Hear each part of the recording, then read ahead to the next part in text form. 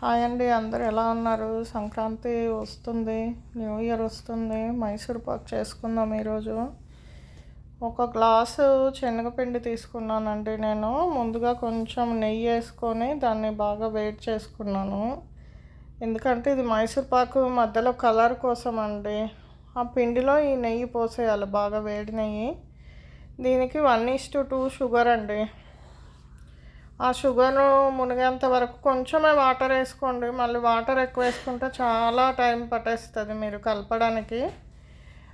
నేనైతే ఒక glass refined oil, 1.5 glass గీ తీసుకున్నానండి.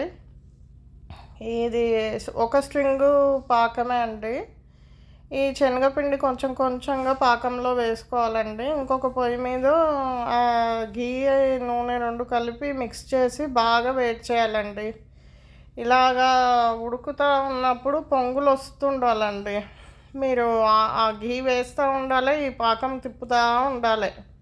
ఇద్దరు ఉంటే ఈజీ అయిపోతుంది, కానీ మరి ఉండాలి కదా పిల్లలు కూడా.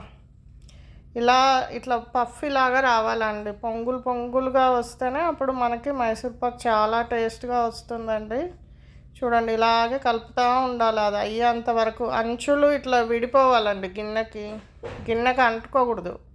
అప్పుడే మనము దించుకోవడానికి వీలుంటుంది. చూడండి, అలా పొంగాలి. మాకు ఇది ఒక ఆంటీ నేర్పించారండి. మేము పెళ్ళైన కొత్తలో పిల్లలు లేరు, ఏం లేరు. అప్పుడు అంత టైంపాస్ లేకపోతే ఆంటీ పిల్లలందరినీ పిలిచి ఇలాంటి వంటలు నేర్పించేవాళ్ళు మాకు. ఇంకొక ఇది బ్రెడ్ చేసేదండి. నేను దీనికి గ్రీస్ చేసి పెట్టుకున్నాను. Greasing compulsory. దించేటప్పుడు మాత్రం ఇట్లా పొంగులు పొంగులు రావాలండి. అప్పుడే మనకి మైసూర్ పాక్ చాలా బాగా వస్తుంది. షాప్లో దానిలాగా వస్తుంది.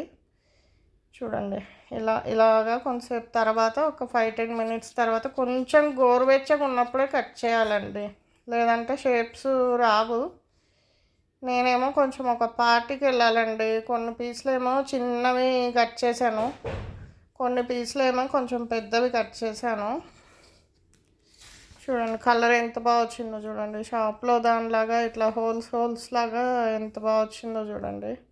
టేస్ట్ కూడా చాలా బాగుందండి. మీరు కూడా ట్రై చేయండి. మీరు కూడా ఫెస్టివల్కి ఎంజాయ్ చేయండి. బాయ్ ఫ్రెండ్స్, చాలా బాగా వచ్చింది చూడండి. బాయ్.